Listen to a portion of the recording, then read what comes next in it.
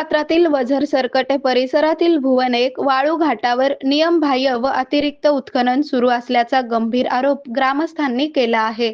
या प्रकरणी जिल्हाधिकारी अमिषा मित्तल यांच्याकडे 24 फेब्रुवारी रोजी निवेदन देत ईटीएस मोजणी करून संबंधित घाटधारकांवर तात्काळ कारवाई करण्याची मागणी करण्यात आली आहे. तक्रारीनुसार मंजूर क्षेत्राबाहेर उत्खनन, रात्रीच्या वेळी पोकनेलच्या सहाय्याने वाळू उपसा, एकदाच रॉयल्टी भरून ॲडजस्टमेंटच्या नावाखाली अतिरिक्त वाळू वाहतूक तसेच वाहनांच्या जीपीएसमध्ये छेडछाड असे प्रकार सर्रास सुरू असल्याचा आरोप करण्यात आला आहे.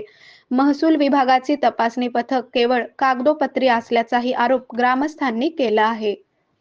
या प्रकाराकडे प्रशासनाने तातडीने लक्ष देऊन चौकशी करावी, अन्यथा 27 फेब्रुवारीपासून नदी पात्रात उपोषण करण्याचा इशारा तक्रारदार संजय लांडगे, धम्मपाल कहाळे, अशोक लांडगे, रामभाऊ नानवटे, रामप्रसाद सरकटे, अमर केंधळे, भरत डोळे, विलास बोराडे, श्रीकांत राठोड, शिवहरी सरकटे यांनी दिला आहे.